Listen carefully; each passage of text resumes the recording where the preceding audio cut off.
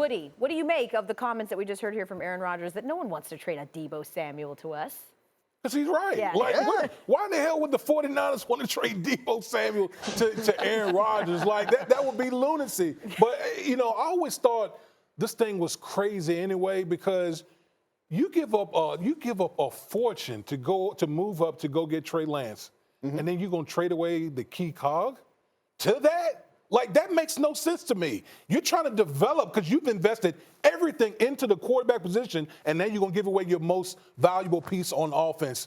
Make it make sense to me. Yeah, that's why they don't want to do it. It's him that has generated this. I mean, Deebo telling our Jeff Darlington that he wants a trade. The Niners were a little caught off guard. I think they do want to sign him, and they hope that the relationship can still be repaired. But to Aaron Rodgers' point, yeah, the 49ers aren't going to say, like, hey, Aaron, we see you're having trouble beating us in the playoffs. Maybe this will help.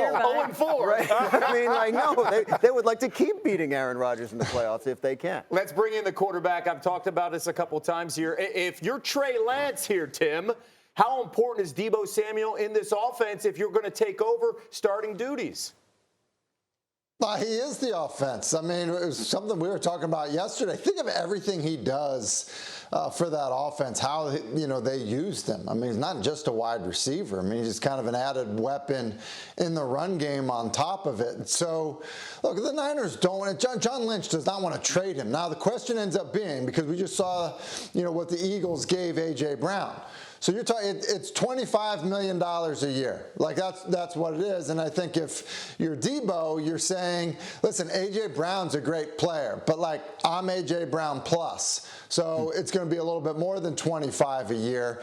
And, I think it was Dan who brought it up. Look, if Trey Lance is your quarterback going forward on the rookie deal, you can probably digest, paying Deebo now, which I think ultimately is what happens, especially since it's kind of clear, as we see the graphic up there, it's kind of clear, what the receiver market is with all these guys getting paid, especially guys in the same draft class, drafted in the same round. We always know that negotiations come down to leverage. It doesn't matter. It's sports, business, whatever it is. Does Deebo have any? Because we talked about this, Woody, yesterday. They don't have to make a move right now. They've got him locked up. So can Deebo side actually leverage anything here? I will say this. No organization wants a disgruntled player in the locker room. They just want a properly gruntled player. Right? Yeah, It's not exactly. disgruntled. I mean, listen, we've seen time and time again.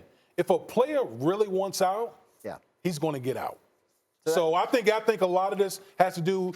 If Deebo Samuel if he wants to press this issue and make it known that I'm not changing my stance, I think ultimately at some point the 49ers are going to have to make a move and acquiesce. Dan, does this have any domino effect on Jimmy G's future, Deebo Samuel? Like, how do the 49ers operate here moving forward in the offseason? Look, I mean, without looking at the specifics of it, you would think that you would have to move Jimmy Garoppolo before you could sign Deebo Samuel to a big contract that inflates his cap number for this year. But you could also do a long-term contract with Deebo that keeps the cap number low this year in the interim. So, and you could also tell Deebo, hey, we're going to do this deal as soon as we get rid of Jimmy.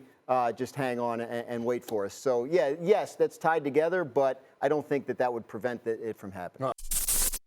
Thank you for watching ESPN on YouTube. For live streaming sports and premium content, subscribe to ESPN+.